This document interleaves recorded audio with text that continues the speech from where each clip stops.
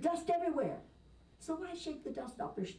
Just because you shake it off, it doesn't mean that you're not going to get dust as you leave.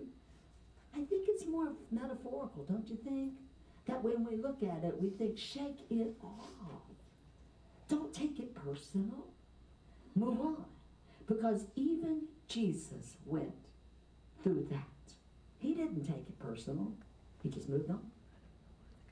So many of us take it personal.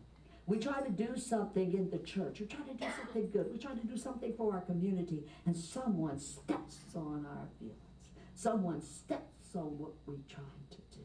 And it hurts our feelings, and Jesus said, it's okay. They didn't like me either.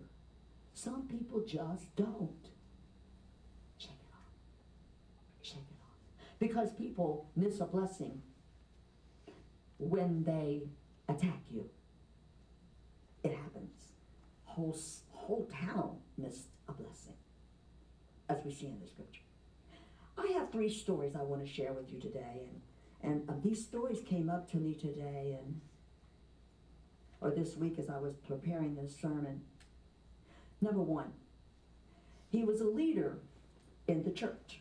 Now, he was a spiritual guy, and he went along with all the spiritual leaders, the Pharisees of his time. And he knew how, when he read the scriptures of law of Moses in the synagogue, and yes, he liked them and hung out with them. They were his network of friends, if you will, network of people that he followed, his colleagues, if you will. And they didn't like Jesus, you understand. They didn't like the power he was getting, because he was not a trained, educated man, and people were following him. Thousands and thousands of people were following him, and they didn't like it. And this man was among them. Chat, chat, chat, chat, chat, chat, chat. Over and over again. If they were on social media, they'd have all these memes and everything going everywhere against him. But Jesus kept preaching. And Jesus kept healing. And the word kept getting out. And the people got bigger. And the religious leaders hated him even more. But something happened to this religious leader. His daughter got really deathly ill, to the point that the wife hired a corporation, I guess had a group of people that they hired, Grieves R Us, that would come in and wail for them. You know, they would come in, and it was a group of people. They played the flutes and the harps, and they wailed and cried, "Wah!" because she was dead. And he walked in, and he sent Grieves R Us out the door. And they laughed at him because he said, she's only asleep. And this leader's daughter was raised up and lived. This religious leader had to go against the political, the government, the way the religious leaders were talking about their religiosity. Is that a word? I don't know. But anyway, their religiosity.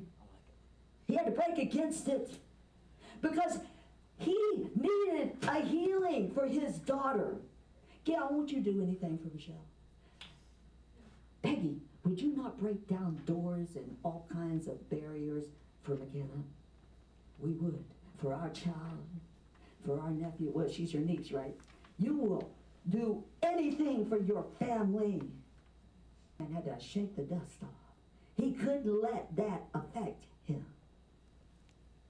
And he got his healing. Number two, I'll go quickly. I don't know her name. There was no name mentioned. I've always wondered what her healing or what her affliction was. And then I watched The Chosen, and I don't know if Dallas Jenkins is correct, but I'm going to go with it today. So during that time, if a woman, and we're all adults here, most of us. Anyway.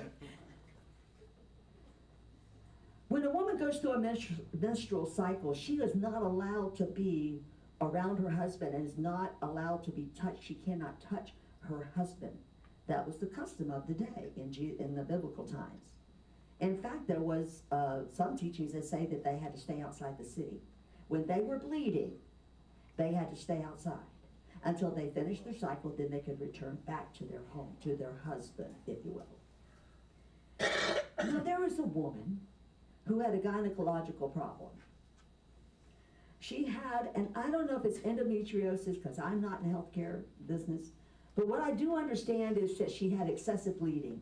Kind of like where your fibroid cysts just get really big and full of, and it goes pow, and it breaks, and when it does, it causes pain, and then you have excessive bleeding, and never stops, and it's not on a cycle.